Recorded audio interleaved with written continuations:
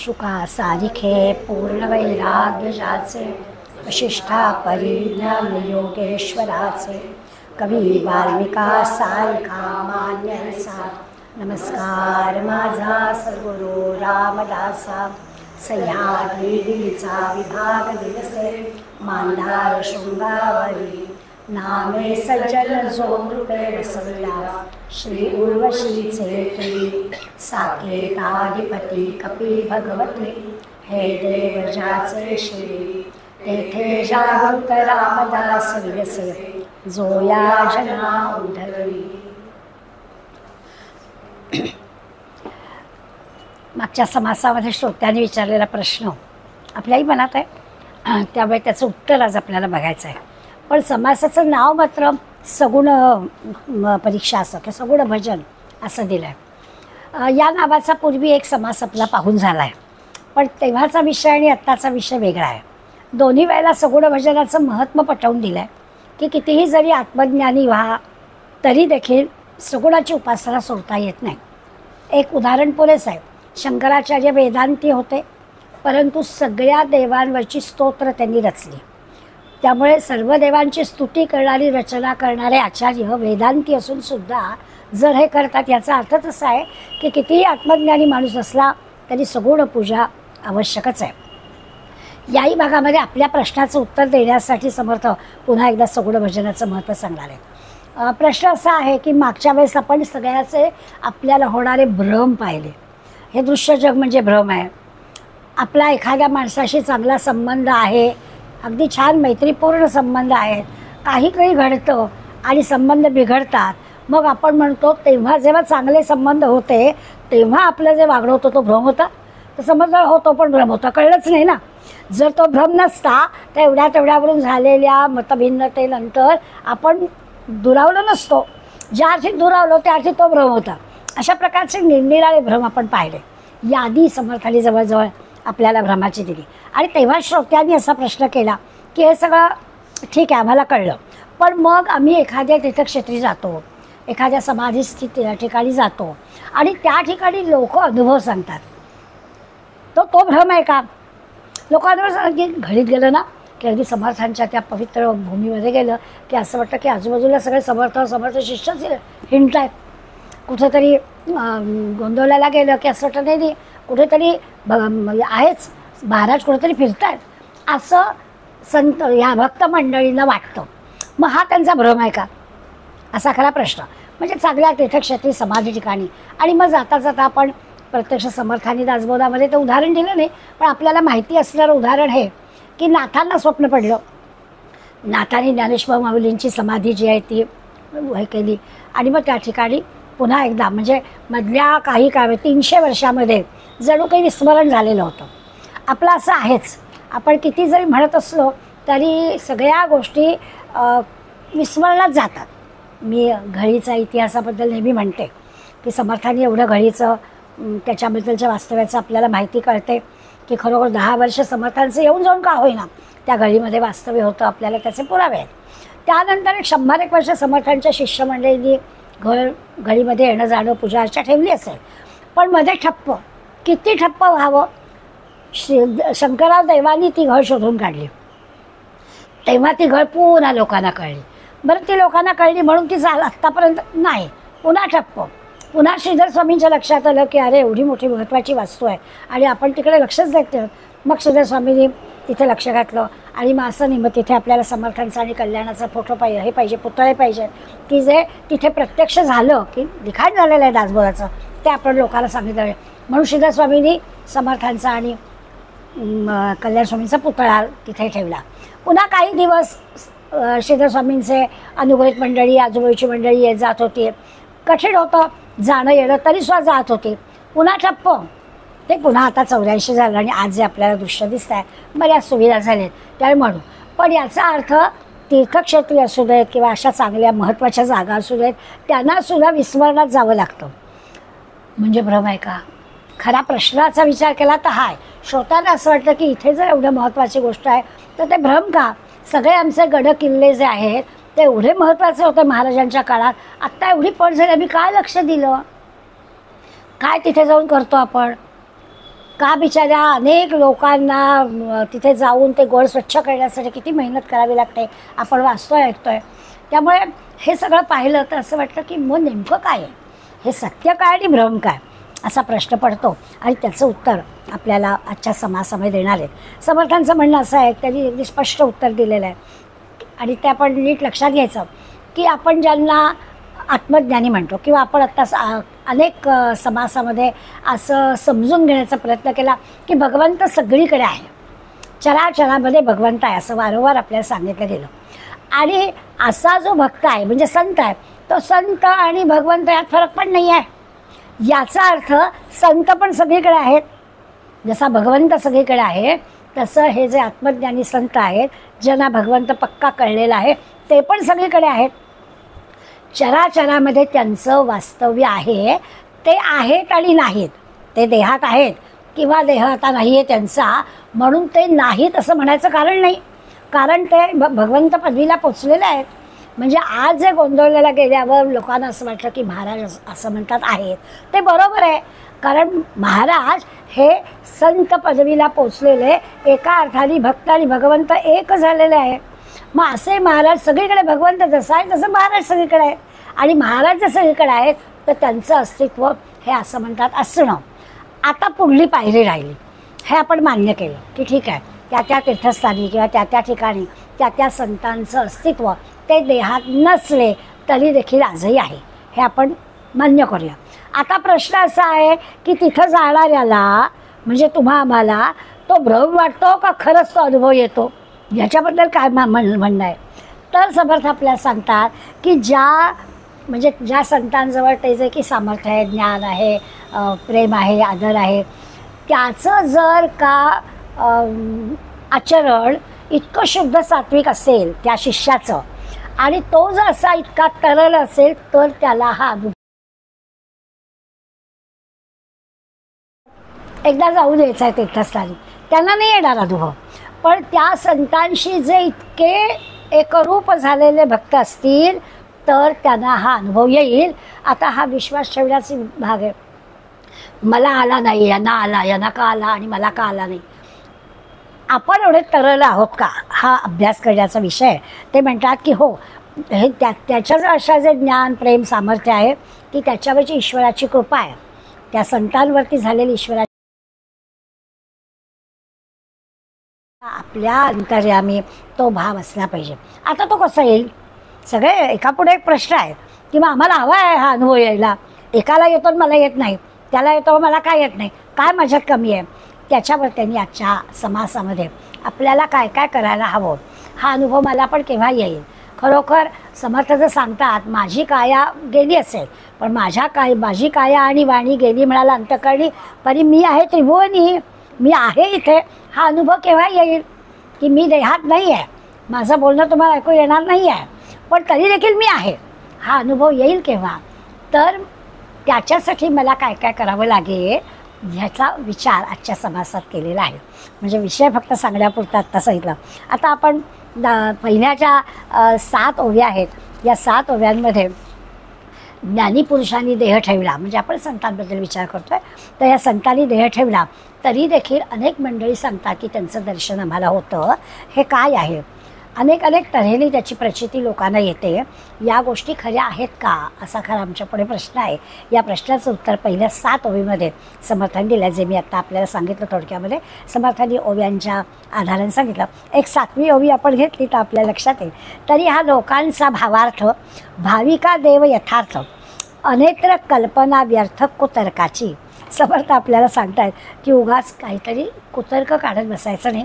अनेकांना हा अनुभव येतो आणि ज्याची अशी अंतःकरणात शुद्ध भावना असते त्याला हा अनुभव येतो. आता आपल्या सगळे समाधान याने होणार नाही की याला असा अनुभव, आमची काय शुद्ध भावना नाही आहे, आम्ही जातो तीर्थक्षेत्री तेव्हा आमची पण शुद्धच भावना असते, मग त्यांना अनुभव येतो तर आम्हाला काय येत नाही असं आम्हाला वाटेलच. म्हणून पहिल्या 7 ओव्यांमध्ये समर्थांनी या भावाविषयी सांगितलं आहे. भाव या शब्दाचा अर्थ आहे अस्तित्व. तर आपण भगवंताबद्दलचं अस्तित्व किती मानतो ते, म्हणजे ही जी आपली भगवंताच्या अस्तित्वाबद्दलची भावना आहे ती ज्याची त्यालाच कळते, ती काही दुसऱ्याने सांगून नाही कळणार. आपल्याला कळलं पाहिजे. माऊलींच्या ओव्यांचा आधार या मुद्द्याला आपल्याला घेता येतो. माऊली असं म्हणतात, तीर्थव्रत नेम भावे विण सिद्धी. किती किती आता श्रावण महिना आला, व्रतवैकल्य आली, सगळं आपल्या परंपरेने आपण जे करतो आहे ते सगळं बरोबर आहे. पण जर त्याच्यामध्ये भाव नसेल तर वायाची उपाधी. परंपरा आहे म्हणून आम्ही करतो, पण हे करण्यामध्ये जर भाव असेल तर त्याचा उपयोग होतो. जे काही तुम्ही तीर्थव्रत नेम कराल त्या सगळ्याचा उपयोग होईल, पण एक उपचार म्हणून करायचं झालं तर त्याच्यातून मिळणार नाही. माऊली म्हणतात भाव आहे मिळणं, भाव नसेल तर गडबड आहे. आणि मग किती आहे की लोकांची ती फसवणूक आहे. जाल तुम्ही यात्रेला गेलो, सगळी तीर्थस्थाने बघून आलो, मग तो प्रवास झाला, खिशात पैसे होते म्हणून घडलं, असं होईल.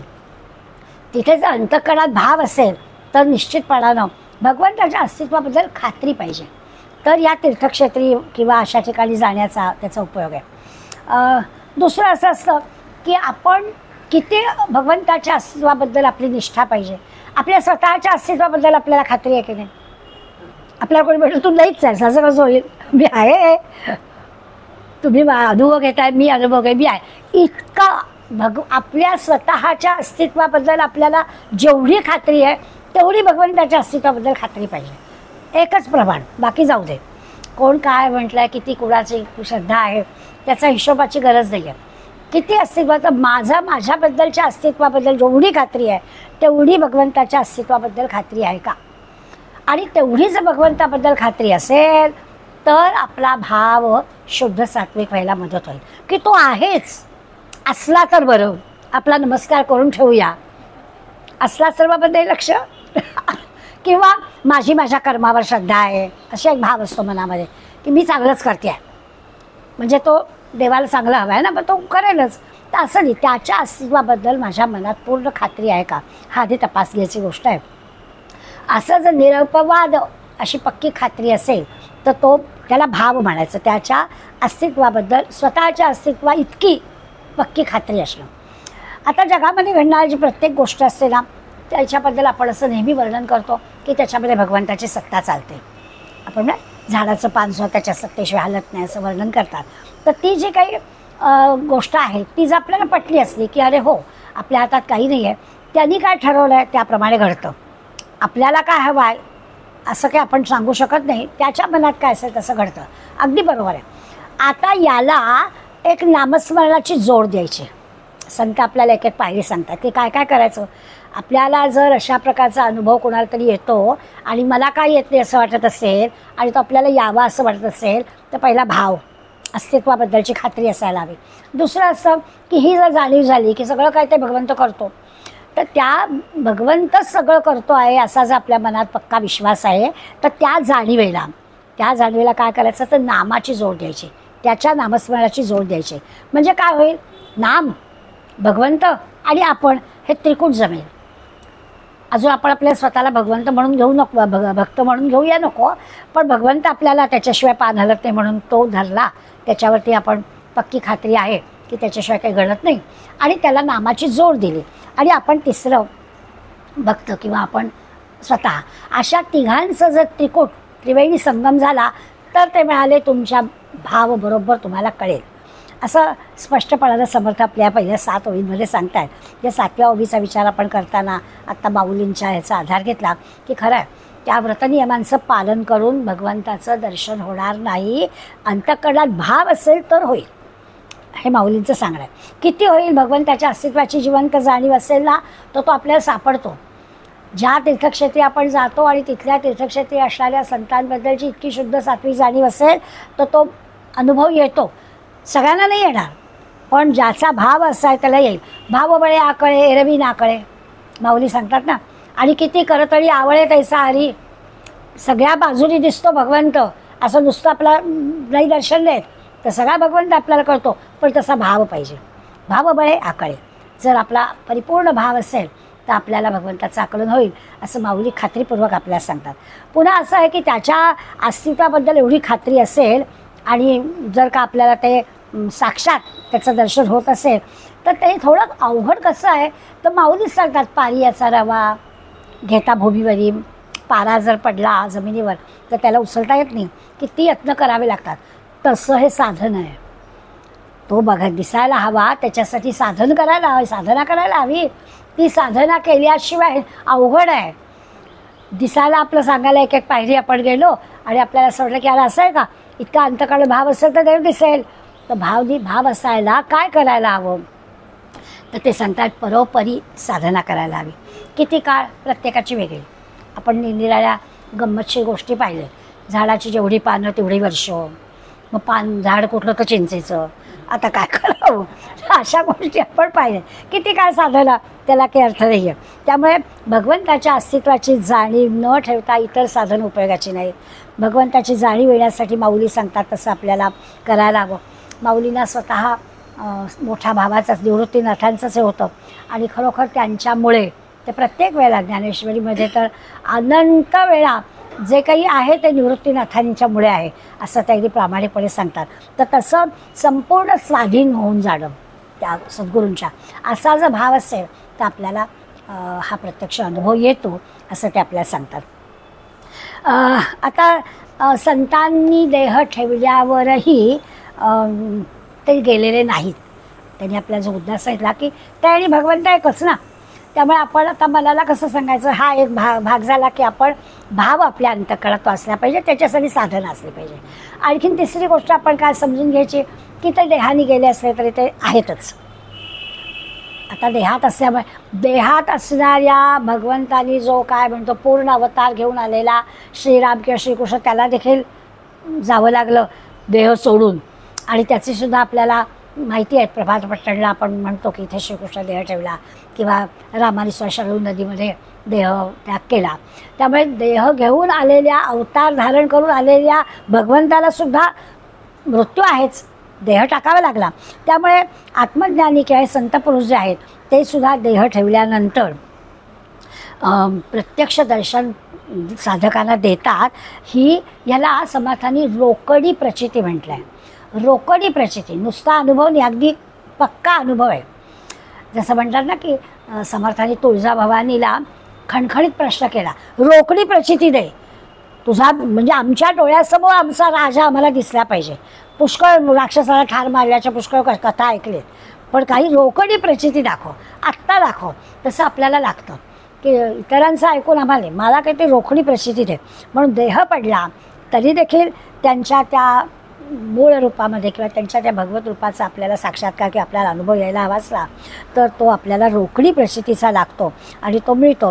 हे समर्थ म्हणतात की त्याला चमत्कार वगैरे मानण्याचं कारण देहात असतानासुद्धा त्यांच्याकडून असे चमत्कार वाटतील अशा गोष्टी घडतात. आपण माऊलींच्या किंवा समर्थांच्या चरित्रातल्या कितीतरी गोष्टी अशा सांगतो की त्यात सामान्य आम्हाला असं वाटतं की हे कसं शक्य आहे, भिंत चालवली कसं शक्य आहे, रेड्यांनी वेद म्हटले कसं शक्य आहे, असं आपण म्हणतो. आणि बरं वय काय हो, म्हणजे मोठ्या वयाने मोठं मिळतं अशातलं काही भाग नाही, पण तरीसुद्धा मनात येतं की काय याची असेल. मग आपल्या लक्षात येतं की ज्याला चराचरामध्ये भगवंत दिसला आहे, की त्याला सजीव निर्जीव सगळीकडे देव दिसला आहे, त्यामुळे त्या भिंतीमधला देवसुद्धा त्याला कळला. पण त्याच्यासाठी जे तरलं त्याचं मन होतं, तसं मन ज्याचं तरलं आहे त्याला ते प्रत्यक्ष अनुभवाला येईल असं आपण पाहिलं. किंवा समर्थांच्या बाबतीत म्हणायचं तर ज्या सिद्धी समर्थांना निरनिराळ्या प्राप्त झालेल्या होत्या, त्या सिद्धींचा विचार केला तर लक्षात येतं की अरे हो, एवढं मोठं कार्य एखाद्या सामान्य व्यक्तीचं नाही आहे ना. त्यामुळे सिद्धी प्राप्त झालेली व्यक्ती निरनिराळ्या लोकांना जवळ घेऊन कशा पद्धतीचं कार्य करू शकत होते हे आपण लक्षात घेतो. एकाच वेळेला 4 ठिकाणी जाणं काय, लघुरूप घेणं काय, मोठं रूप घेणं काय, स्वप्नाद्वारे एखाद्याला सांगणं काय, या सगळ्या गोष्टी अचंबित करणारेच आहेत. पण हे सगळं का, तर त्याचं कारण हे आहे, त्याला भाव पाहिजे, त्याला साधना पाहिजे. आणि भगवंत देहात नसला किंवा संत देहात नसला तरी त्याच्या अस्तित्वाची खूण आजूबाजूला या मंडळीला पटते. तर आम्हाला सुद्धा ना किंचितसे अनुभव कधी कधी येतात. अनुभव फक्त एवढ्याच सांगायचं, त्याच्यात आपला मोठेपणाने सांगायचा. डेबोनरमध्ये सुनील दादा चिंचोळकरांची मी भाषणं ठेवली होती आपल्या घरी. आता आपल्याकडे काही अशी पत्रकार काही वाटत नाही, एकमेकाला सांगून यायचं. त्यावेळी अशी किती मंडळी येतील, 50-50 येतील अशी तयारी केलेली होती. आमच्या मॉनिटर होत्या महाजन म्हणून, विजया महाजन, त्या सगळं करायच्या. आता तुम्ही जशा कॉफी बी करायला जाता तसं त्या सगळं करायच्या.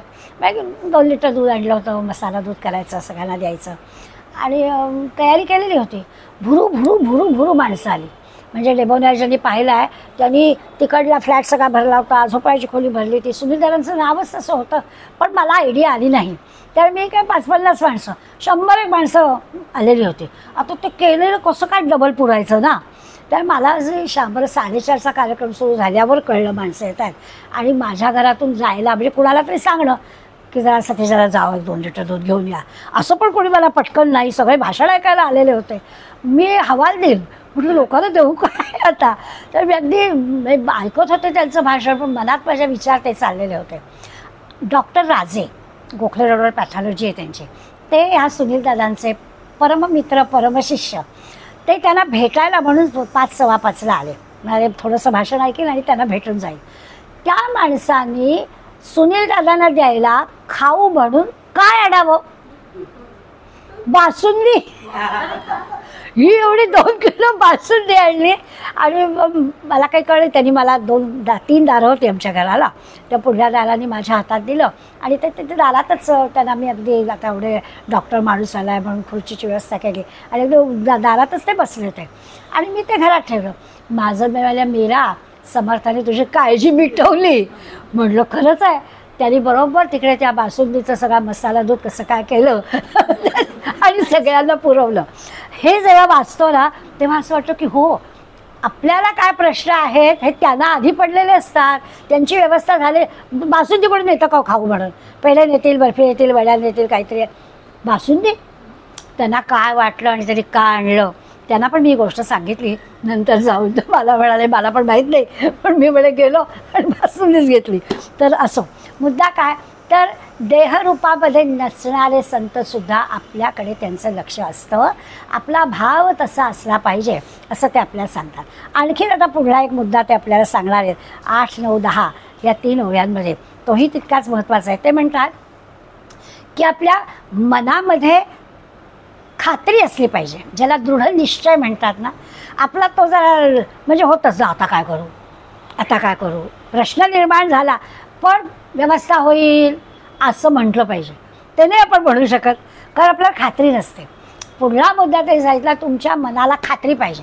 तो जर देहात असो नसो, तो जर माझ्याकडे लक्ष ठेवून आहे भगवंत, तर तो मला कसं काय असं करेल.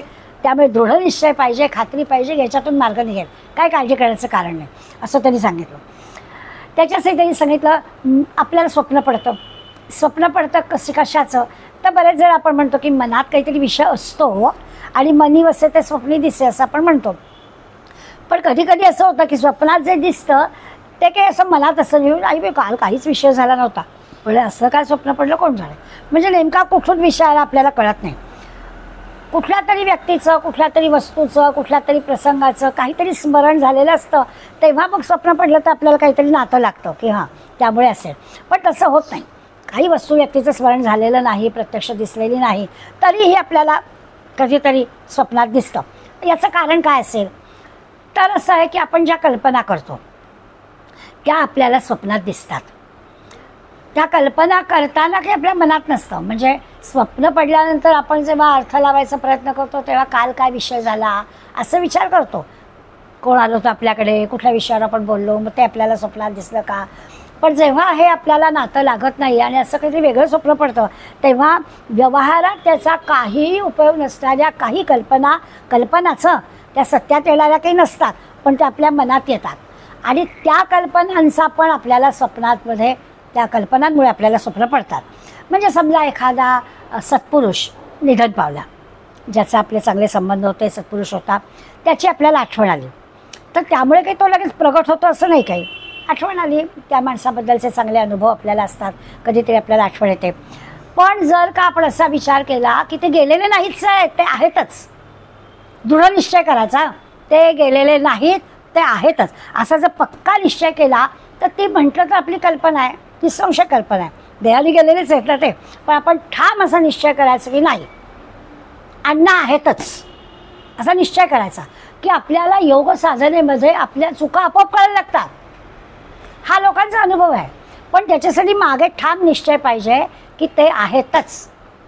आता मला कोण शिकवणार, ते होते तेव्हा बरं होतं, त्यांनी आम्हाला शिकवलं आहे, मी त्यांच्याकडे शिकलो आहे, पण त्यांच्याकडे मी शिकलो आहे, मध्ये एवढी 25 वर्ष गेली, आता माझ्या चुका कोण सांगणार.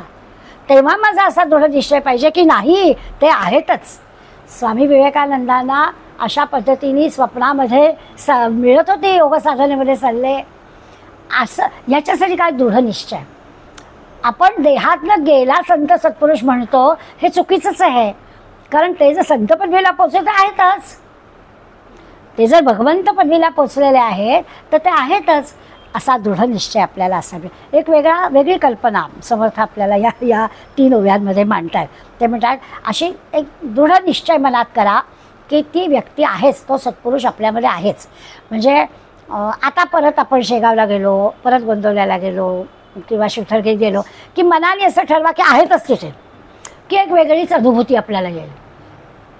असतील असं नाही, आहेतच असा जर दृढ निश्चय केला तर तिथे असणाऱ्या सगळ्या गोष्टी आपल्याला एकदम वेगळ्या वाटून जातील. असा ते अनुभव आपल्याला सांगतात की आपल्या कल्पनेचा आपण ती कल्पना करायची. प्रत्यक्षात तर नाहीच, आपल्याला माहितीच आहे की ते देहात नाही आहेत, पण ते देहात असोत नसोत ते आहेतच.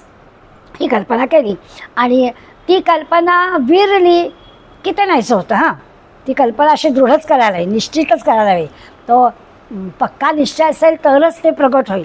नाहीतर असले तर आहेत, नसले तर नाही. तेव्हा वाटलं होतं, पण असं कुठं असतं का, आता किती वर्ष झाली अण्णांना जाऊन, असं नाही, आहेतच असा ठाम निश्चय जेव्हा आपण करू तेव्हा आपल्याला त्या साधनेमध्ये त्यांचा सल्ला मिळायला लागतो. ज्ञानीपुरुषाला जन्माला येणं आणि जाणं अशी कल्पना त्याच्याबद्दल करण्याचं कारण नाही.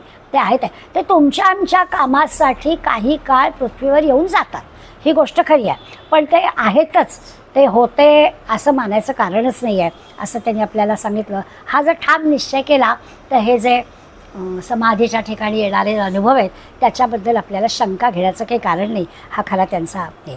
पुढे 11 आणि 12 ह्या 2 ओव्यांमध्येच त्यांनी आणखीन एक विषय सांगितला की हा जो ज्ञानीपुरुष आहे तो ज्ञानीपुरुष मुक्त असतो असं आपण म्हणतो. आत्मज्ञानी जो आहे संत, आता आत्मज्ञानी म्हटलं की संत समानार्थी शब्द आहे. तर हे कसं आहे, तर हे मुक्त आहे. त्यांची या सगळ्यावरती सत्ता आपोआप चालत असते. आता लगेच आपल्या मनात येतं की एवढे संत आमच्या देशामध्ये होऊन गेले आणि त्यांची जर सत्ता चालत असेल तर मग लोकांनी गैरमार्गाने वागताच का नाही.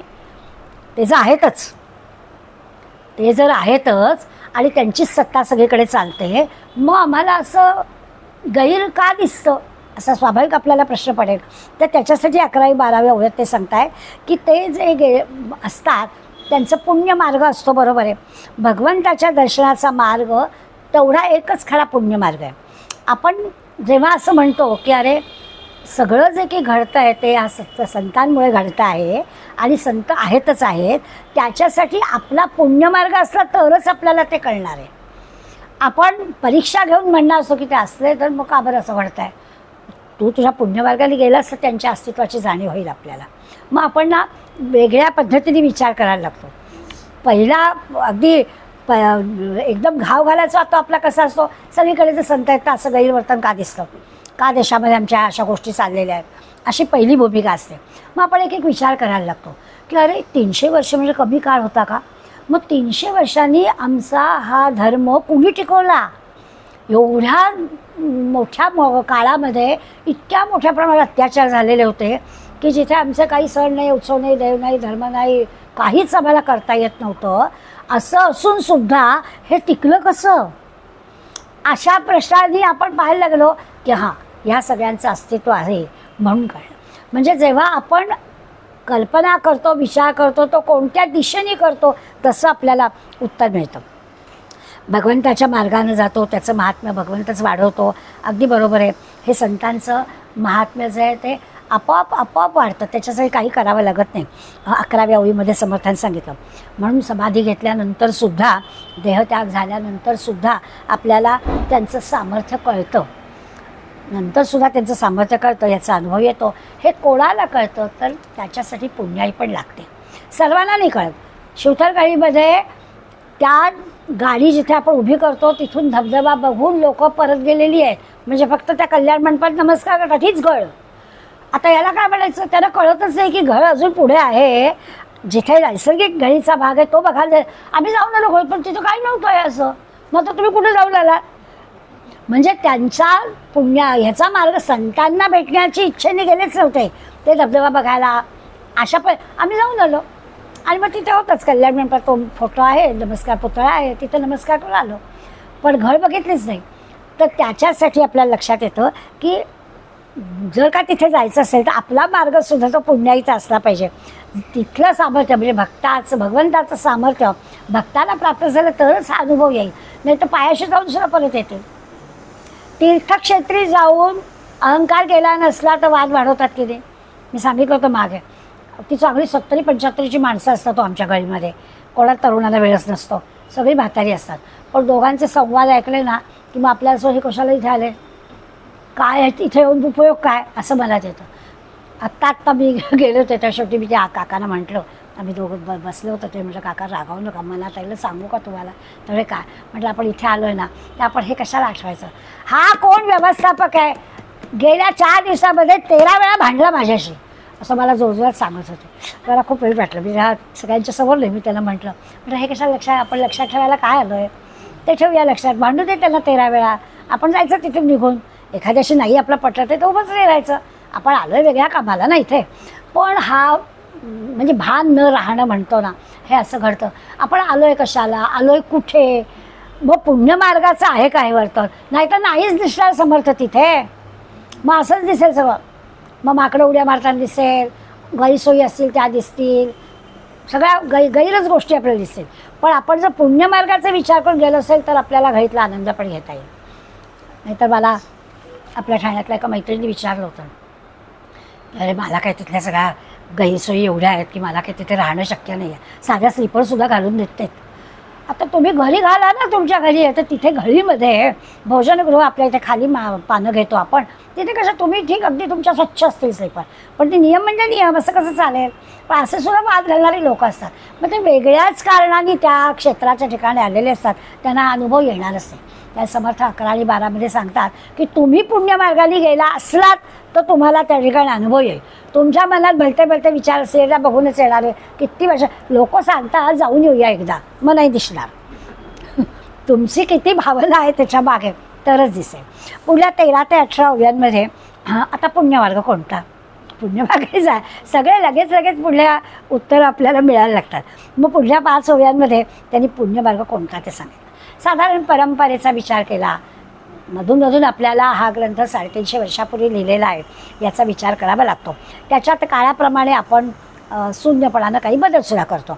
तर त्याच्यात नेत्यांनी सांगितलं की हो तीर्थस्थानी जावं, पुरस्चरणं करावी.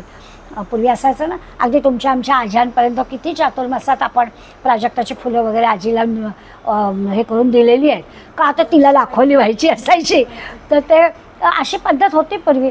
आता ह्या सगळ्या गोष्टी कमी झाल्या, उपलब्धता कमी झाली, आपला त्याच्यावरचा विश्वास थोडा कमी व्हायला लागला. परंतु अशी पुरस्चरणं, तीर्थस्थानी जाणं, अशा प्रकारच्या गोष्टी करणं, त्याच्यासाठी एक प्रबळ असं जे काही वैराग्य लागतं ना, ते वैराग्य येण्यासाठी या छोट्या वाटणाऱ्या गोष्टी उपयोगाला येतात. संसारी बाई आहे, रोजच्या संसारातल्या तिच्या गोष्टी आहेत, तर तिला हा थोडासा एक विरंगुळा असतो आणि तेवढ्या वेळामध्ये ती तितक्याच 1,00,000 वेळा भगवंताचं नाम घेते ना. तर त्याच्यात तो विरंगुळा आहे. शिक्षण नव्हतं, पुस्तकं नव्हती, अभ्यास नव्हता, तुमच्या आमच्यासारखं ग्रंथ वाचन पठण नव्हतं. त्यामुळे त्यांची जी मनोशक्ती आहे ती वाढवायचा मार्ग काय तो हाच होता. त्यामुळे त्या गोष्टी झाल्या. तर त्याचा उल्लेख समर्थांनी केला की हे सगळं करावं. शारीरिक मानसिक शक्ती वाढवण्यासाठी, संयम राहण्यासाठी या सगळ्या गोष्टींची आवश्यकता आहे. उपास ही गोष्ट संयम वाढवण्यासाठी आहे. 2-2 वाजायचं या बायकांना, पोटात पाणी नसायचं त्यांच्या, थेंबर पण प्यायच्या, तरी देखील त्यांना काही व्हायचं नाही. आम्हाला कलकलायला होतं कारण आम्हाला तो संयमच नाही आहे आमच्याजवळ. पण या अशा प्रकारच्या कामांनी एक संयम येतो. पुढे असं आहे की पुण्यमार्गाचा विचार करतोय, मी आत्मस्वरूप आहे असं जर आपण निश्चय केला तर मग आपल्या लक्षात येईल की हळूहळू आपल्याला ज्ञानमार्ग साधतो. म्हणजे मी म्हणजे देह आहे, आता अनेकदा सांगून झालं आहे, त्याच्यातच आपण अडकतो. म्हणून त्यांनी सांगितलं की जसं ही पुरस्चरणं, तीर्थस्थानं, ज्या काही आपण नेम करतो, या सगळ्या गोष्टी जशा पुण्यमार्गाला अनुकूल असतात, पुण्यमार्गाला जायला, तसं दुसरं आणखीन अनुकूल काय, तर आधी मनाशी ठरवायचं की मी आत्मस्वरूप आहे. म्हणजे मग ना हळूहळू अंगी सामर्थ्य यायला लागतं. मी आत्मस्वरूप म्हणजे माझ्यात भगवंत आहेच, तर त्या भगवंतामुळे मला लगेच काहीतरी अशी उपरती होते. काल आपण घंटाईच्या देवळात बसलो होतो. सगळ्यांच्या मनात आलं असेल ना, तिथे बसणाऱ्या ज्यांचं लक्ष गेलं त्या सगळ्यांना वाटलं ते इतके आजोबा म्हातारे दुगदुगत बिचारे येतात. आणि तिथे एक खुर्ची होती, लगेच त्याला सांभाळणारा माणूस त्या खुर्चीत बसला. खरं ते चुकलं, त्यांनी पाठीशीच उभं राहायला पाहिजे. बरं बसला तर बसला, मोबाईल काढला, मग मला राहवलं नाही. मी लगेच उठले आणि त्याला सांगितलं, म्हटलं तू मोबाईल नाही बघायचा, तू त्या आजोबांबरोबर आलाय. बरं त्या आजोबांना काय झालं होतं, त्या शंकराचं अगदी तिथून दर्शन घ्यायचं. बाई एक होत्या पुढे, त्यांचं होईपर्यंत ते आपले मागे उभे. त्यांचं उभं राहणं सुद्धा किती त्रासदायक होतं ते आपल्याला दिसत होतं. मग या माणसाचं लक्ष नको, त्यासाठी तुला नेमलं आहे ना. मी त्याला सांगायला गेले, म्हटलं नाही, एक तर खुर्चीत तू बसायचं नाही आणि मोबाईल का घेतलास. म्हटलं तुझं माझं लक्ष आहे. म्हटलं नाही, एक सेकंड पुरतो पडायला म्हाताऱ्या माणसाला. मला म्हटलं तिथे बसल्या बसल्या त्रास झाला म्हणून म्हटलं तू सांगायला लागले. पूर्ण त्यांच्या पाठीशी उभं राहायचं. माझ्या ओळखीचे पण नव्हते, को आजोबा नव्हते, तो माणूस नव्हता त्याच्या. पण आपल्याला लगेच लक्षात येतं ना की अरे ज्या कामासाठी आपल्याला नेमलेलं आहे, हळूहळू ना ही अशा प्रकारची आपल्याला असं लक्षात, सगळीकडे भगवंत आहे हे एकदम नाही होणार. आत्मस्वरूप आहे, त्या लोकांनी एकमेकांशी कशा पद्धतीने करायचं ते सांगतात. आपोआप सामर्थ्य येतं आपल्याजवळ पण असतं. मग कोण आणतं सामर्थ्य, तर भगवंत आपल्याला सामर्थ्य देतं. मला 2-4 मैत्रिणीनंतर म्हणाल्या, मी का गं उठली, आम्हाला कळलं, अहो मी पण बघितलं. मग सामर्थ्य यायला काय आहे याचा दासबोधाचा अभ्यास. सगळ्यांच्या मनात आलं की उठून बोलायचं कसं, त्याला काय वाटतं आपल्याकडे व्हायचं जे असं कसं बोलायचं. मग आपल्याला येतं सामर्थ्य की आपल्याला असं जिथे काही गैर दिसत आहे तिथे बोलण्याचं सामर्थ्य आपल्याला संत मंडळी देतात की जा चुकीचं चाललं आहे तिथे सांग जाऊन. काय करायला लागतं आपल्याला, याची आज गरज आहे.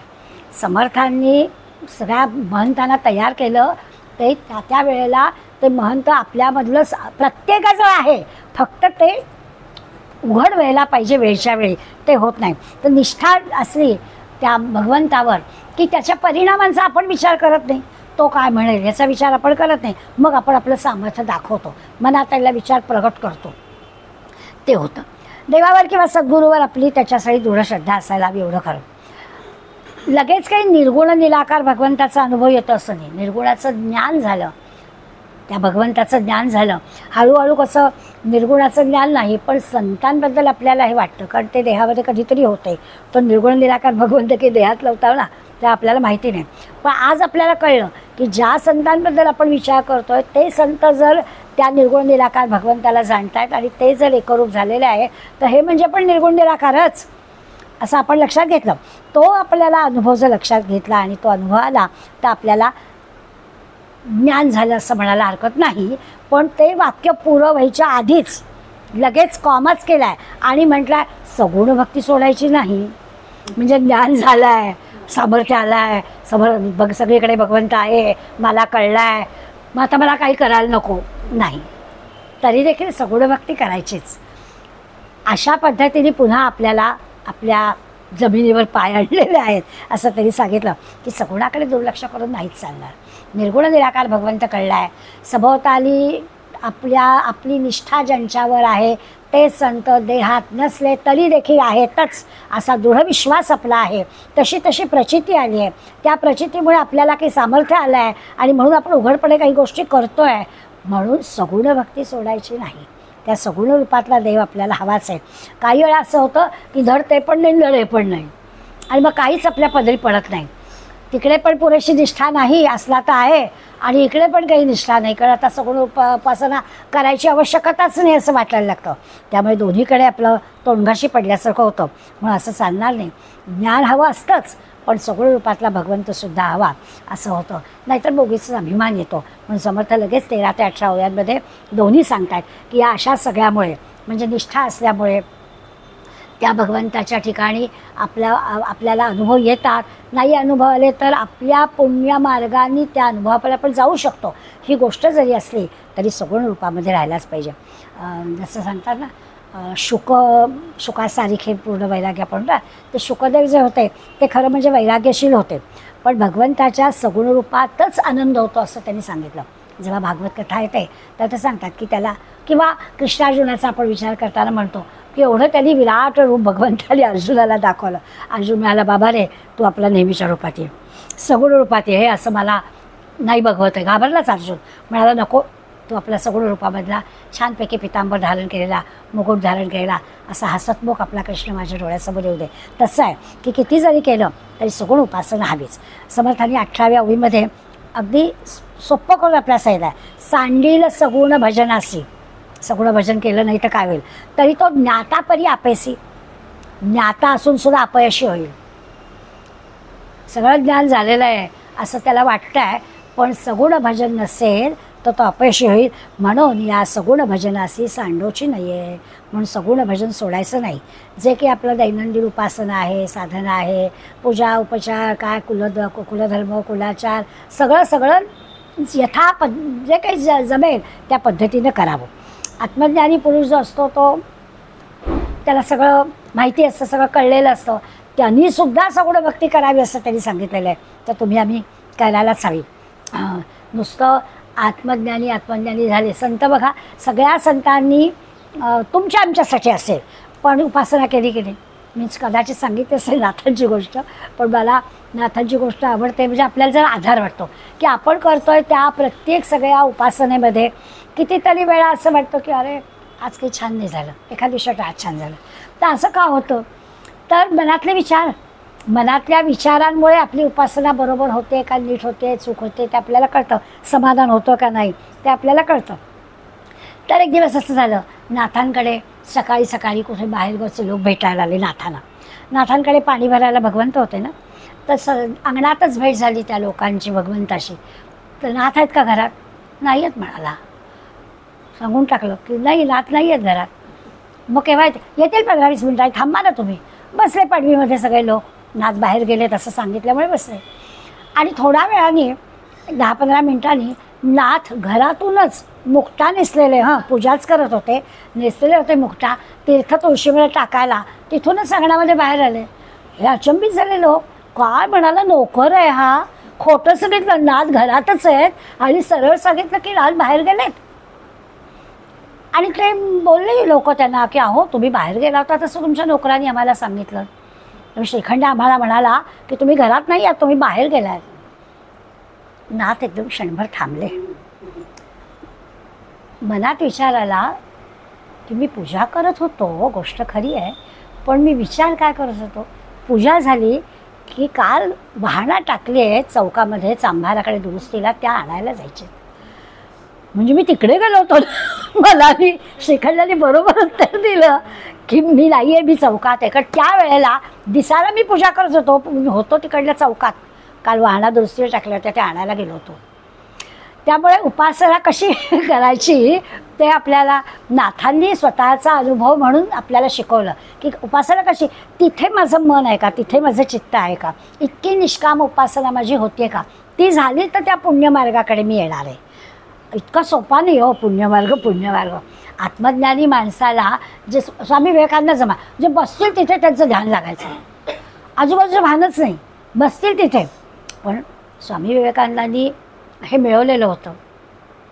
आता त्याचं आपल्याला पुढलं पण माहिती आहे की असं जरी मिळवलेलं होतं तरी देखील देशकार्य करण्याचीच आज्ञा रामकृष्णांनी त्यांना केली. त्या आत्मज्ञानामध्ये गुंतून राहायला सांगितलंच नाही, ती अपेक्षाच नाही आहे. आत्मज्ञानामध्ये गुंतून राहून मोक्ष मिळेल, मुक्ती मिळेल, पण उपयोग काय त्याचा, समाजासाठी, देशासाठी, राष्ट्रासाठी, धर्मासाठी तुम्ही काय केलं, असा विचार संत आपल्याला देतातच. म्हणून त्यांनी सांगितलं की जे काही आपण करतोय ते केव्हा रुजू होईल तर ही निष्काम सेवा पाहिजे. ती जर आपली झाली तर ज्ञानाची खरी उपासना होईल. मग कोणी वेगवेगळे करेल, कोणी विद्येची करेल, कोणी विज्ञानाची करेल, कोणी समाजाची करेल, कोणी देशाची, काही चालेल. जे आपण करतोय ती सेवा, ती उपासना अशी मन लावून आपली झाली ना तर त्याचा आपल्याला योग्य उपयोग होतो. असं पुढल्या 5 पुण्यमार्ग सांगताना त्यांनी हा मुद्दा आपल्याला सांगितला. पुढल्या 19 ते 23 ओव्यांमध्ये आणखीन एक मुद्दा पुढे गेला की आता ही निष्काम उपासना, ठीक आहे, अशी उपासना आपल्याला करता आली पाहिजे की त्याच्यात आपला काही वेगळा भाव नाही, एक फक्त भगवंत आणि भक्त अशी उपासना करता आली तर निर्भेळ आत्मज्ञान ह्या 2 गोष्टींची जोड मिळेल. म्हणजे एकीकडे आत्मज्ञानाची प्राप्ती आणि सगुण उपासना, पण या 2 गोष्टी जर एकत्र आल्या तर मोठं कार्य आपल्या हातून होईल. जसं आत्ता मी विवेकानंदांचा उल्लेख केला, मोठं कार्य झालं. इकडे सगुण उपासना पण म्हणजे काली माता पण दर्शन देत होती आणि दुसरीकडे आत्मज्ञानाची प्राप्ती पण होते. या दोन्ही गोष्टी एकत्र आल्यावर फार मोठं कार्य त्या व्यक्तीकडून होऊन जातं असं समर्थ 1923 ओव्यांमध्ये आपल्याला सांगतात. आणि अशी उदाहरणं आपल्याला दिसतात की ज्यांनी उपासना पण अशी केलेली आहे, अनेक वर्ष अगदी कठोर उपासना केलेली आहे. गोळवलकर गुरुजींचं उदाहरण पण आहे. रामकृष्ण आश्रमामध्ये अनेक वर्ष गुरुजींनी उपासना केली. पण जेव्हा त्यांच्या गुरुंनी त्यांना सांगितलं की ह्या उपासनेपेक्षा तुला देशकार्य करायला हवं आहे, तेव्हा त्यांनी संघाचं सरसंघचालक पद घेतलं आणि उर्वरित सगळं आयुष्य संघासाठी म्हणजे देशासाठी त्यांनी वापरलं. दोन गोष्टी एकत्र आल्या. आत्मज्ञानी माणूस सगुण उपासना पण इतक्या मोठ्या प्रमाणावर करायला लागला तर त्या माणसाकडून फार मोठं कार्य होतं असा विषय 1923 ओव्यांमध्ये समर्थांनी मांडला आहे. पण अशी म्हणजे त्याच्याजवळ त्या आत्मज्ञानामुळे एक आत्मिक बळ आलेलं असतं, त्यामुळे तो एवढं मोठं काम करू शकतो. नाही तर तुमच्या आमच्यासारखाच माणूस 24 तासच असतात, सगळ्या देहासंबंधीच्या कष्टाच्या गोष्टी त्याला पण असतात, दुपारचे 12ची वेळ त्याला पण असते, सगळं असतं ना, पण तरीही त्यांच्याकडून फार मोठं काम होतं. कारण त्यांची जी उपासना असते ना ती कुठली अपेक्षा ठेवून केलेली नसते, म्हणून त्यांच्या त्या उपासनेला चांगलं फळ मिळतं. कुठलीही कामना ठेवून उपासना केली तर ती हे होईल, आपल्याला आपली कामना पूर्ण होईल, पण त्या उपासनेतलं सगळं लागेल ना, तिथे शक्ती खर्च होईल ना. निष्काम उपासना केली तर आपल्याला बँक बॅलन्स वाढेल उपासनेचा, आणि मग तो आपल्याला मोठ्या कार्यासाठी उपयोग होईल. म्हणून निष्काम सेवा असं त्यांनी आपल्याला सांगितलं. खूप मोठं सामर्थ्य निष्काम सेवेमध्ये आहे. त्या भक्ताच्या भावाप्रमाणे त्याचं मनोगत देव नक्की पूर्ण करतो, असं काही होत नाही. उपासनेचा बॅलन्स वाढवायचा, त्या उपासनेचं त्याची न सांगतासुद्धा कामना पूर्ण होतेच होते. म्हणजे माऊली तर आपल्याला सगळं तयाचे काही एक सांगी ते मी करी, त्याला काही सांगायचे काय जे त्याचं असेल ते मी पूर्ण करेन. भगवंतानी गीतेत पण आपल्याला सांगितलं की हो योगक्षेम वाहम्या, मी त्याचा योगक्षेम वाहील.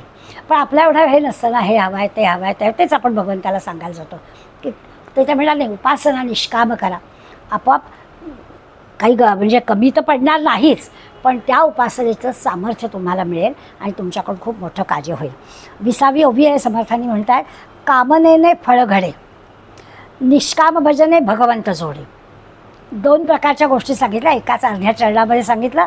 कामनेने फळ घडे, तुम्ही कामना ठेवून उपासना केलीत फळ मिळेल. लेकाला चांगले मार्क मिळू देत आणि आईने एक माळ केली, मिळतील मार्क चांगले. काही देव असं करणार नाही, मी त्याला अभ्यास करायची प्रवृत्ती देईल. माळेनी मार्क मिळतील असं नाही, त्याला अभ्यास करावा वाटेल असा आपण अर्थ सांगू शकतो. त्या कामना ठेवून काही उपासना तुम्ही भगवंताची केली तर फळ मिळेल. किती असं ना, आळणी एकादशा करू का आळणी चतुर्थ्या करू, खूप काय काय असतं. अमुक एक झालं तर मी एवढं करेन, तर ती कामना भगवंत पूर्ण करतो. समर्थ पण सांगतात कामनेने फळ घडे, तुम्ही कामना ठेवून उपासना करा तुम्हाला फळ मिळेल. पण निष्काम भजने भगवंत जोडे. पण निष्काम उपासना कामना न करता उपासना करा तरी भगवंत जोडला जाईल. आता कामनापूर्ती का भगवंत ठरवा. अर्जुनाने ठरवलं भगवंत बाबा तूच हवास. दुर्योधन म्हणाला कशाला, हातात शस्त्र पण घेणार नाही, त्यापेक्षा सैन्य येऊ दे, मग बस भगवंत जोडे. ज्यांनी भगवंताची निवड केली त्याला वेगळी कामना ठेवायची गरजच नाही आहे. म्हणून त्यांनी आपल्याला सांगितलं फल भगवंता कोणीकडे महद अंतर. कामनेचं फळ आणि भगवंत महद अंतर आहे. काय हवं ते ठरवा. त्या उपासना करताना मनामध्ये कुठलीही कामना ठेवू नका, खूप मोठं सामर्थ्य आपल्याला प्राप्त होतं असं 20व्या ओळीमध्ये समर्थ आपल्याला सांगतात.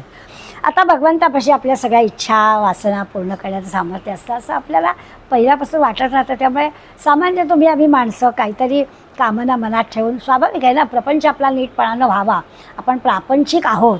त्यामुळे जरी कितीही म्हटलं हा देव म्हणजे मी नाही, मी काही काळासाठी आले वगैरे, हे सगळं बोलायला वगैरे सगळं ठीक आहे, पण तो प्रपंच काही आमचा सुटत नाही. त्या प्रपंचामधले आमचे जे छोटे छोटे प्रश्न असतात ते कोणाला सांगायचं आहे, मग आम्ही आपले तुला सांगतो बाबा. त्यामुळे भगवंताला आपण ते सगळे प्रश्न सांगतो, त्याच्यामध्ये काही हे नाही आहे. त्यामुळे ती जी काही आपली इच्छा असते, ती जी आपली कामना असते ती भगवंतानी पूर्ण करावी. आणि ह्या इच्छेनं आपण ते करतो, आपला हेतू तो असतो. पण समर्थ आपल्याला सांगतात की हे करताना भगवंत तुमच्यापासून दूर जातो. कारण तुम्ही जी काही उपासना करता ती तुमच्या त्या कामनेमध्ये खर्च होऊन जाते, मग भगवंत दूरच. तर त्याच्याऐवजी भगवंताचीच काय ती उपासना करा, निष्काम करा, ते होईलच. हे काम होणारच आहे, ते तुम्ही न सांगता सुद्धा होणार आहे. पण भगवंताला जवळ करा असं ते आपल्याला सांगतात. निष्काम उपासना श्रेष्ठ कशी आहे ते सांगतात.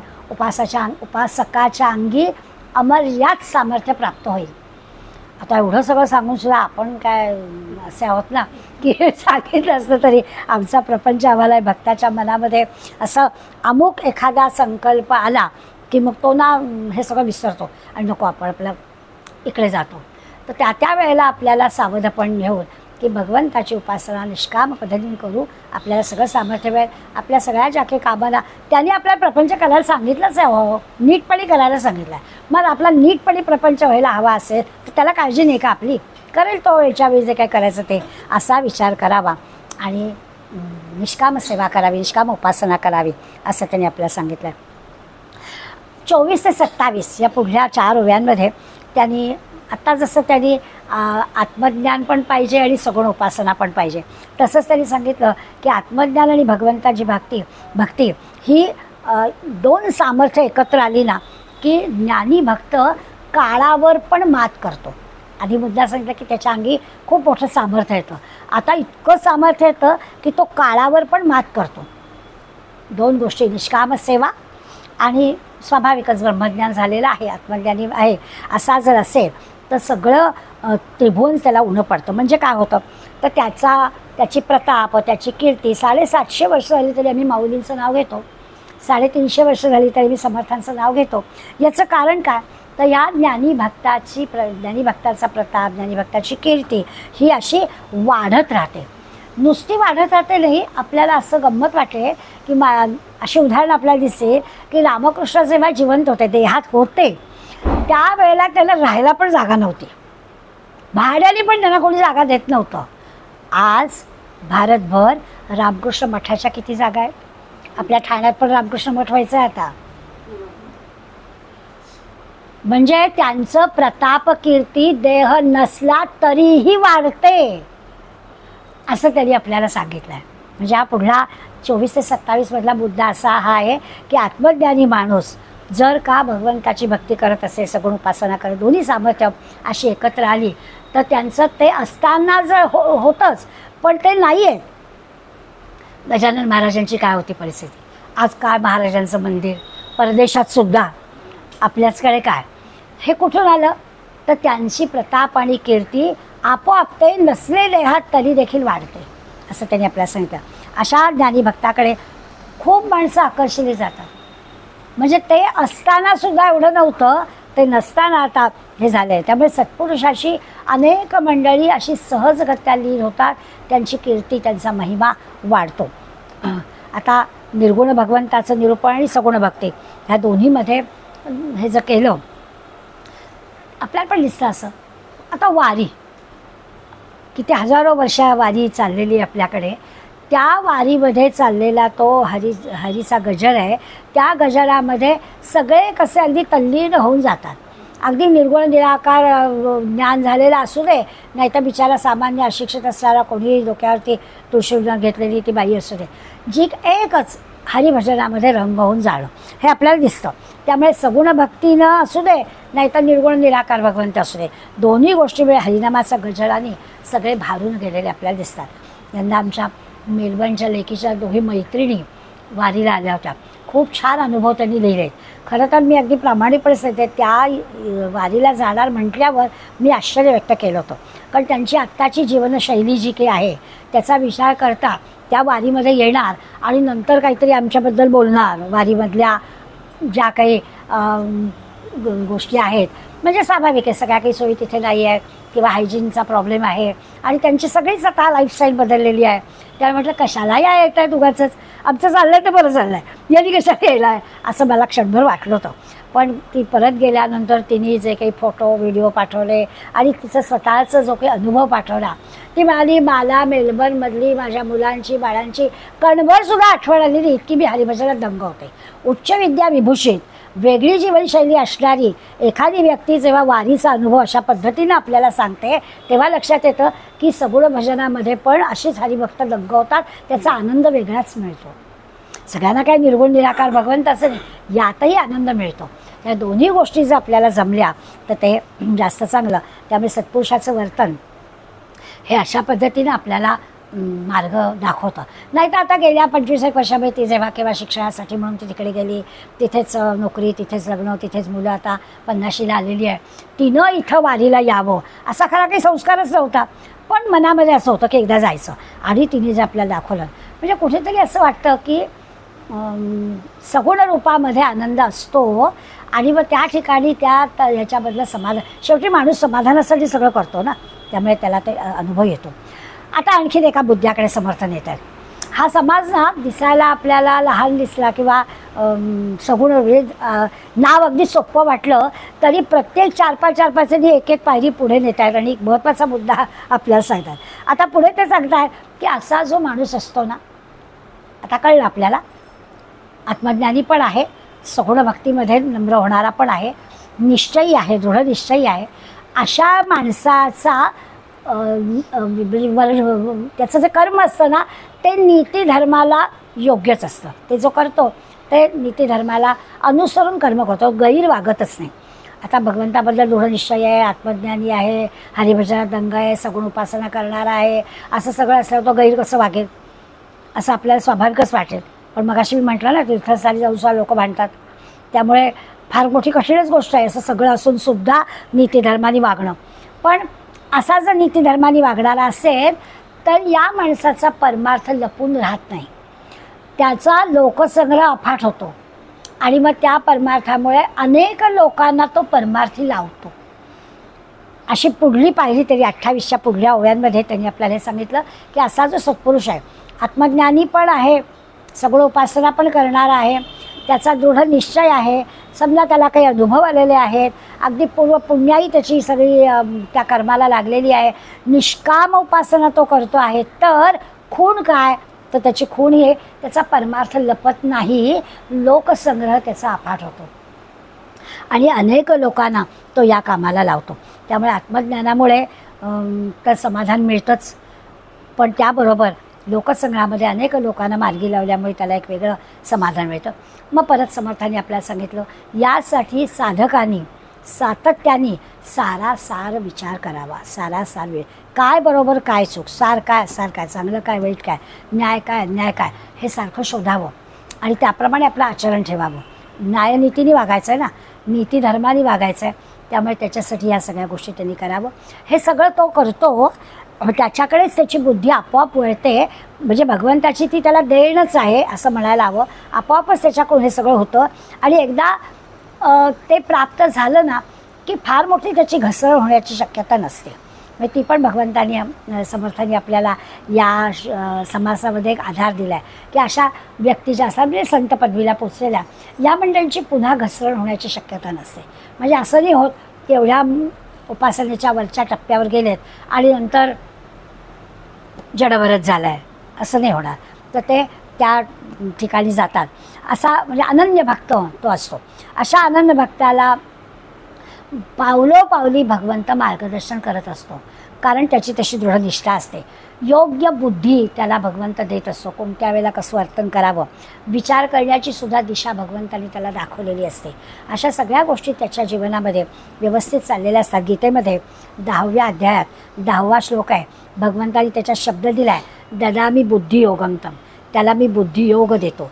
तेषां सततयुक्तानां भजतां प्रीतिपूर्वकम, आत्ताचे सांगितलेल्या सगळ्या गोष्टी तो करतोय, त्याला ददामी बुद्धियोगमतम येन माम उपयांती, ते तो त्याला मी सगळा बुद्धियोग देतो आणि ते मिळतो. माझं सगळं लक्ष त्याच्याकडे आहे असं भगवंतांनी स्पष्टपणानं सांगितलेलं आहे. म्हणजे भगवंताची सगुण उपासना आणि त्यात विशेष पुन्हा ब्रह्मज्ञान, त्याच्यामध्ये स्वानुभव, त्याच्यामध्ये दृढनिश्चय, असं सगळ्या गोष्टी आणि मग भगवंतांनी दिलेला शब्द, असा सगळा आपल्याला विचार या समासात करायचा आहे. काय आहे ही बुद्धी, ददामी बुद्धियोगम तर म्हटलं ना गीतेमध्ये, हा बुद्धियोग मी तुला देतो. भक्ताला मी बुद्धियोग देतो म्हणजे काय देतो असं आपल्याला वाटेल. आपल्याला माहिती आहे की मला यांनी सुचवलं, देवानीच मला असं करायला दिलं, देवानीच मला बुद्धी दिली असं पण म्हणतो. म्हणजे नेमकं काय दिलं, तर आपल्याला वेगवेगळ्या प्रकारच्या शक्ती आहेत. जसं मनाची जी शक्ती असते त्याला आपण इच्छाशक्ती म्हणतो. ती इच्छाशक्तीसुद्धा भगवंत बरोबर योग्य ते आपल्या मनामध्ये कोणत्या इच्छा यायला हव्यात ते भगवंत आपल्याला इच्छाशक्ती चांगली देतो. आपले पंचप्राण आहेत आपल्याजवळ, त्या पंचप्राणांमध्ये प्राणशक्ती आहे. ती प्राणशक्तीसुद्धा भगवंत आपल्याला देतो. आणि तिसरी जी आहे ती ज्ञानशक्ती आहे. त्यामुळे स्वाभाविकच इच्छाशक्ती, क्रियाशक्ती आणि आत्ता म्हटली ती ज्ञानशक्ती, या तिन्ही शक्ती एकत्र आल्या की तो बुद्धियोग होतो. त्या तिन्ही शक्ती आपल्याला पाहिजेत. कधी कधी असं होतं ना, मनात येतं पण आपण करतच नाही, तेव्हा तेवढी पुरत नाही आपल्याला. मनात आलेलं असतं पण कृती होत नाही. कधी कधी घाईघाईमध्ये कृती करतो, पूर्ण विचार केलेला नसतो, म्हणून पण गडबड होते. त्या मन पण पाहिजे, कर्म पण म्हणजे प्राणशक्ती पण पाहिजे, आणि त्याच्या जोडीला बुद्धीची ज्ञानशक्ती. योग्य करतोय ना आपण, शब्द पण चांगले वापरले पाहिजे, दुसऱ्याला पटतील असे. नाही तर आपण खसकन अंगावर एखाद्याच्या गेलो, कशाला तो आपला ऐकेल. त्यामुळे बुद्धीने त्याच्याशी त्याला पटेल असं सांगितलं पाहिजे. त्यामुळे मनाने केलं पाहिजे, बुद्धीने केलं पाहिजे, योग्य वेळेला कृती केली पाहिजे. या सगळ्याला बुद्धियोग म्हटलं आहे. आणि तो बुद्धियोग भगवंत म्हणतो मी त्याला देतो, काही काळजी करण्याचं कारण नाही. त्या माझ्या भक्ताला मी हा बुद्धियोग देतो. म्हणून सगुण भजन, वरी विशेष ब्रह्मज्ञान, प्रत्ययाचे समाधान, दुर्लभ जगी. 3 अर्धचरणामध्ये 3 गोष्टी भगवंतांनी समर्थांनी सांगितल्या आणि पुढे सांगितलं त्या दुर्लभ आहेत. म्हणजे आता सांगितलं अरे आता आम्हाला कळलं, असं म्हटलं तर काहीच नाही कळलं असं होईल. कारण त्यांनी सांगितलं हे सगळं दुर्लभ आहे. काय काय दुर्लभ आहे? पहिलं सगुण भजन दुर्लभ आहे. इतकी सगुणाची उपासना अशी निष्काम पद्धतीनं करणं ही काही एका दिवसाची गोष्ट नाही आहे, फार त्याला परिश्रम आहेत. असं निष्काम उपासना करणं दुर्लभ आहे. दुसरं विशेष ब्रह्मज्ञान, सर्वांमध्ये भगवंत आहे हेही आता आपला तुपला भेदच नाही, हेही मोठं कठीण आहे. आणि तिसरं प्रत्ययाचे समाधान. हे सगळं जमलं तर आपल्याला समाधान मिळणार आहे. या दुर्लभ जगी आहेत, या तिन्ही गोष्टी जगामध्ये दुर्लभ आहेत. पण जमल्या तर बुद्धियोगम द्यायला मी बसलोच आहे. या तिन्ही गोष्टी जमल्या तर मी तुम्हाला बुद्धियोग देतो असं सांगितलं. अगदी जसा गीतेत हा विषय सांगितला, जो समर्थांनी सांगितला तोच गीतेने आपल्याला सांगितला. तसंच नारदीय भक्तिसूत्रामध्ये हाच विचार नारद आपल्याला सांगतात. जसं समर्थांच्या बाबतीत मी नेहमी म्हणते ना की ते असे घाव घालतात आपल्यावर की हे जमलं तर असं, नाही जमलं तर असं. तसं नारदाच्या सूत्रामध्ये सूत्रच आहेत ती, त्यामुळे सूत्रामध्ये बरोबर ते सूत्र असं सांगितलं, भवतु निश्चय दाढ्यान ऊर्ध्वम शास्त्ररक्षणम अन्यथा पातित्या शंकया. त्यांनी स्पष्ट सांगितलं मनात निश्चय जर दृढ असेल तर आपल्याला भगवंत कळेल, शास्त्र कळेल, ज्ञान होईल. पण नसेल तर पातित्या शंकया, तर आपण पतित होऊ, म्हणजे नुकसान होईल आपलं. आता असं नारदांनी सांगितल्यावर ज्ञानी माणसांनी काय करावं? म्हणजे भक्ती सोडूनच जाईल, तुम्हाला नको असं होणार आहे का? मग नकोच. म्हणून ते आपल्याला सांगतात असं नाही, ईश्वर कृपा झाली तर आपल्याला शास्त्राचं ज्ञान होतं. पण ईश्वर कृपा होण्यासाठी आपल्याला सगुण उपासना करायलाच हवी. सगुणाची उपासना करूनच आपल्याला एक एक पाऊल आपल्याला होईल. हळूहळू शास्त्र कृपा होईल. आपल्याला ना ग्रंथाचं ज्ञान व्हायला लागतं, म्हणजे करून बघण्याची गोष्ट आहे. अगदी ज्ञानेश्वरी 15 मार्काला होती म्हणून हातात घेतली होती आणि त्या भरवशावर 70 येईपर्यंत घेतलीच नाही हातात. मला माहिती आहे ज्ञानेश्वरी आम्हाला होती BAला, या भरवशावर हातच नाही लावला म्हणजे मग आत्ता घेतल्यावर येणार नाही असं असतं पुष्कळांचं. म्हणून त्यांनी आपल्याला सांगितलं की ज्ञानी माणसानं उपासना केलीच पाहिजे तर शास्त्र आपल्याला मदत करतं. पण जर का प्रामाणिकपणानं एखाद्याने उपासना म्हणून आपल्याला दिलं आहे ना की रोज 300 ओव्या वाचल्या तर 30 दिवसामध्ये सगळी ज्ञानेश्वरी वाचून होते. असंच एखाद्याने उपासना म्हणून दृढ निश्चयाने कळो न कळो पण वाचायचीच असा निश्चय केला तर पुढल्या वाचनाच्या वेळेला ते शब्द अर्थ सांगतात. पण ती दृढ निश्चय होती, ती उपासना होती, रोज 300 ओव्या मी वाचणार म्हणजे वाचणारच. अशा दृढ निश्चयाचं फळ काय तर शास्त्र आपल्याला अर्थ सांगायला लागतं. मग ते ग्रंथ आपल्याला कठीण नाही वाटत, त्याच्याशी सारखं सबरं झालं पाहिजे, वारंवार वाचलं पाहिजे. गीतेबद्दल पण सगळे आपल्याला सांगतात वारंवार वाचा, आपल्याला ते शब्द अर्थ सांगतात, आपोआप आपल्याला त्याचा अर्थ कळायला लागतो. पण त्याच्यासाठी दृढ निष्ठा पाहिजे, दृढ निश्चय पाहिजे, अन्यथा पतित मला येत आहे. मग असं झालं ना की मग एकदा आपण शृंगारीला जाऊन आलो, आता काही आपला संबंध नाही, मग आता काही म्हटली जात नाही, मग आता कधीतरी या मला काही आठवतच नाही आहे. कसं आठवेल? कायम त्याच्याशी संपर्क असला तरच आठवणार ना. अहो माणसांचं असं होतं, आपण एखाद्या गावात, मी जमशेदपूरला होते, जुनी डायरी काढली की जमशेदपूरला त्या वेळेला 86 ते 94 आम्ही तिथे होतो. त्यावेळेला अगदी जीवाला जीव देणारे किती मैत्रिणी, किती इथे आल्यानंतर पत्रव्यवहार, डायरी वाचली की लक्षात येतं या तारखेला अमक्या मैत्रिणीला पत्र, त्या तारखेला अमक्या मैत्रिणीला पत्र लिहिलं आहे आपण. आता असं राहिलं किती वर्षात फोन नाही झाला. माणसंसुद्धा जर आपण विसरतो तर ग्रंथातलं ज्ञान का नाही विसरणारच. त्याच्याशी आपण सातत्याने जर जोडलेले राहिलो तर आपल्या लक्षात राहणार. म्हणून आपल्याला निरंतर त्याच्याशी जोडलेलं राहायला पाहिजे असं ते आपल्याला सांगतात. म्हणून बरं की प्रेमपूर्वक त्याच्याशी जोडलेलं राहिलं तर आपल्याला तो पुण्याचा मार्ग सांगणार आहे.